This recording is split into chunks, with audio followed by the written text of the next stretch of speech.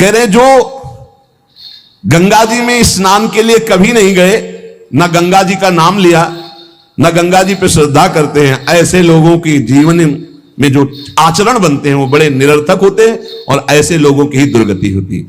पर गंगा जी का एक बार का स्नान निष्पाप कर सकता है, पूर्ण विश्वास होना चाहिए। एक बार हरिद्वार में बहुत लोग गंगा स्नान कर रहे थे, पार्वती जी ने कहा कि देखो इन सबका उद्धार पक्का हो गया, क्योंकि हम देवी की महिमा को जानती हैं गंगा की, ये सब स्नान करके पूर्णिमा का पर्व है, ये स्नान कर रहे हैं, पक्का निष्पाप हो गए। महादेव जी ने कहा नहीं नहीं नहीं। बोले क्यों प्रभु? बोले इनमें कोई गंगा स्नान कर रहा है, सब पानी में डुबकी लगा के आ रहे हैं, गंगा में थोड़ी लगा के। प्रभु आप भी एक आश्चर्य में बात करते, साफ देखो ना कितने भाव से नहा नहा के आ रहे हैं। बोले अच्छा इनको विश्वास नहीं गंगा जी पे, इसलिए पानी पे डुबकी लगाते हैं, कोई एक होगा जिसे विश्वास होगा। देखो अभी हम परीक्षा करते हैं। रास्ते में बैठ गए तो फिसल के जैसे गिर गए हो ऐसे वृद्ध का रूप रख के गिरे हुए, अम्बा जी तो नवीन रूप धारण करके बोले जो निकले उससे जो हम कहें सो कहो। तो जो महादेव जी ने सिखाया तो कहते भैया ये हमारे पति देव गिर गए, थोड़ा हाथ सहयोग दीजिए, पकड़ के उठा दीजिए, अकेले उठ नहीं रहे, आप आइए। और जब कोई आने लगे तो कहना निष्पाप पुरुष ही हमारे पति को छू सकता है, अगर पापी छुआ तो भस्म हो जाएगा। बस इतना तुम्हें बोलना है, ठीक है। अब जो निकलते बोले भैया आप गंगा नहा के आ रहे हो? बोले हाँ। तो बोले आप तो निष्पाप हो ही गए हो गए, हमारे पति फिसल के गिर गए, हमारे पति निष्पाप हैं, और जो निष्पाप पुरुष इनको निकाल सकता है, अगर कोई पापी छू लिया तो भस्म हो जाएगा, आप सहयोग करो। बोले गंगा तो नहा के आए पर पाप बहुत तो हुए, अगर कहीं पाप नष्ट ना हुए हो तो भस्म ही हो जाएंगे। नहीं, कोई नहीं, किसी की हिम्मत नहीं पड़ी कि महादेव जी को निकलवा दें, क्योंकि जहां ये कहती कि अगर पापी पाप तो हुए हैं यार, अब पता नहीं गंगा नहाने में नष्ट हुए कि नहीं नष्ट हुए, बेकार को भस्म हो जाए ऐसे। उनमें एक आदमी सरल भाव से गंगा गंगा गंगा माँ गंगे स्नान किया, बोले भैया हमारे पति को निकलवा। बोले अच्छा भैया लुटा रखा। बोले भैया एक बात सुन लो, हमारे पति निष्पाप हैं, अगर पापी पुरुष छुएगा तो भस्म हो जाएगा।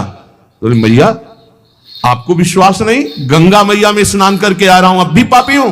और तत्काल भगवान बाहर निकाल किसी को।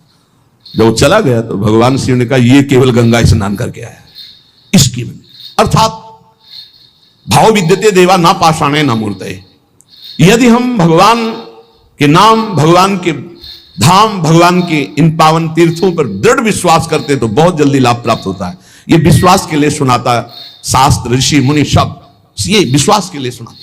हमें दृढ़ विश्वास कर लेना चाहिए कि अब हमारा कल्याण तो हो ही गया। जैसे गंगा जी क्या है? भगवान श्री कृष्ण का चरणामृत है। गांगम वारी मनोहारी मुरारी चरणच्युतम त्रिपुरार शिरश्चार, जिसे भगवान शिव मस्तक पर धारण किए। अपने लोग रोज चरणामृत पीते हैं, किनका?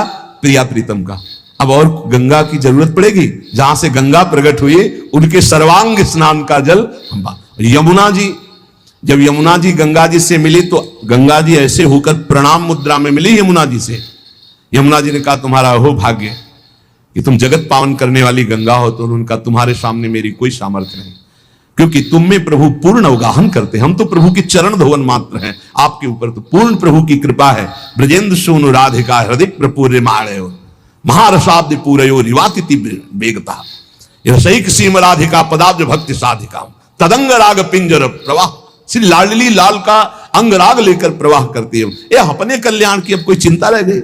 रोज जो चरणामृत पान करता है, काल मृत्यु हरणम सर्व व्याधि विनाशनम श्री कृष्ण पादोदकम पीत्वा पुनर्जन्म न विद्यते। बस विश्वास हो, रजराली लगाते हैं, राधा राधा बोलते हैं, अब कोई जरूरत कल्याण की।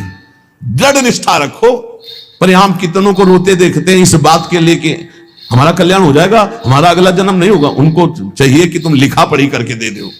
अरे विश्वास मानो यार, विश्वास मानो। कल्याण स्वरूप आप हो चुके हैं, धाम में बैठे हैं, पर आपको विश्वास है नहीं। हित दूर जो विश्वास है तब वही सुधरे बात, ना तरु माया पंथ में फिरे जो टक्कर खात। ये विश्वास करो, एक एक बात कल्याण करने वाली।